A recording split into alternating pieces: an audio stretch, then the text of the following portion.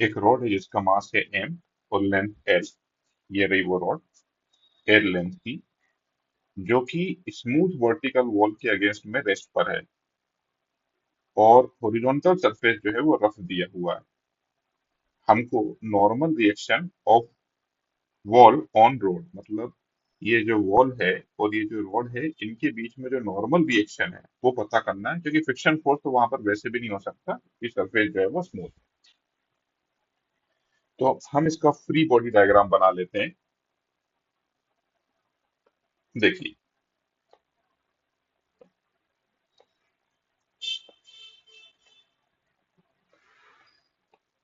इसको मैं यहाँ से अलग कर देता हूँ ताकि मैं सारे फोर्सेस बना सकूं।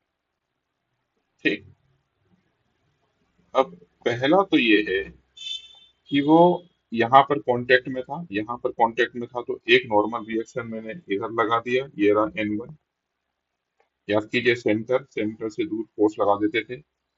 यहाँ पर भी सेंटर लिया और सेंटर से दूर एक फोर्स लगा दिया, तो इधर भी मैंने एक फोर्स लगा दिया N2। और ये एंगल मान लीजिए, let it be equal to theta. ये एंगल थीटा दिया हुआ है। अब देखिए, मैंने ये वाला कॉन्टेक्ट फोर्स यहाँ पर बना दिया, ये वाला कॉन्टेक्ट फोर्स बना दिया, लेकिन यहाँ पर फ्रिक्शन फोर्स है वो तो बचा हुआ है। इस रॉड की टेंडेंसी इस तरफ शिफ्ट करने की है, तो फ्रिक्शन फोर्स इस तरफ लगेगा। तो हम फ्रिक्शन फोर्स भी इस तरफ लगा देते हैं, this is friction force F R. और कोई फोर्स, यहाँ का कॉन्टेक्ट फोर्स बना दिया, यहाँ का कॉन्टेक्ट फोर्स बना दिया, आखिरी में non contact force that is gravitational force M G बनाते हैं हम लोग। ये रहा कैपिटल एम जी, जो कि उसके सेंटर पर लग रहा होगा। अब ये सभी फोर्सेस लगने के बाद में ये इक्विलिब्रियम में है, और इक्विलिब्रियम मतलब रोटेशनल इक्विलिब्रियम भी और ट्रांसलेशनल इक्विलिब्रियम भी। अब आप कंसेप्ट समझिए कि मुझे ये नॉर्मल निकालना है, और ये mg मुझे पता है, लेकिन ये नॉर्मल और ये फ्रिक्शन नहीं पता। पता हो भी सकता है लेकिन फ्रिक्शन तो नहीं पता है, राइट। तो मैं इस पॉइंट पर मैं टॉर्क की इक्वेशन लिखूंगा, ताकि इन दोनों की वजह से टॉर्क यहाँ पर जीरो हो जाए और ये मेरी इक्वेशन में आई ना। हालांकि मुझे पता है एफ आर जो है वो N1 के बराबर है और N2 जो है वो mg के बराबर है, बट सिंप्लीफाई करने के लिए मैं इसके अबाउट टॉर्क ले रहा हूँ। Take torque about this point. इस पॉइंट के अबाउट हम लोग टॉर्क लेंगे। तो अब आप देखिए, ये इस पॉइंट के अबाउट ये इसको क्लॉकवाइज घुमा रहा है, और ये जो नॉर्मल है वो एंटी क्लॉकवाइज घुमा रहा है। मतलब clockwise torque should be equal to anti clockwise torque. ये वाला जो डिस्टेंस है, if this angle is theta and this is L/2, तो ये L/2 cos थीटा होगा। L/2 cos theta.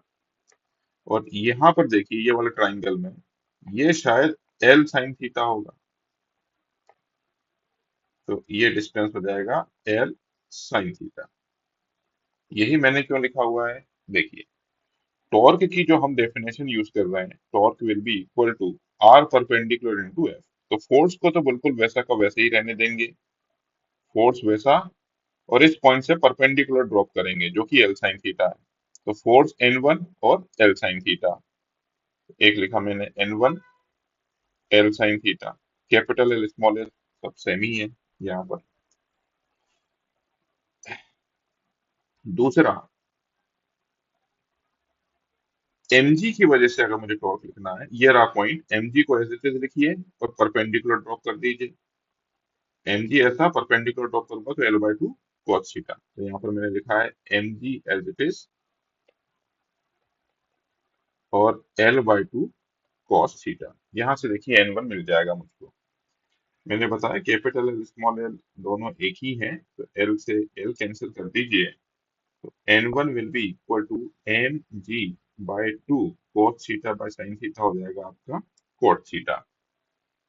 तो answer will be mg cot theta. अच्छा, mg cot थीटा/3 दिया हुआ है, तो इसको मैं नीचे ले जाता हूँ। This will be equal to mg/2 cot theta, नीचे जाएगा तो टेन थीटा हो जाएगा। तो mg/2 टेन थीटा जो है ऑप्शन बी में दिया हुआ है, तो हमारा आंसर जो है इट इज बी।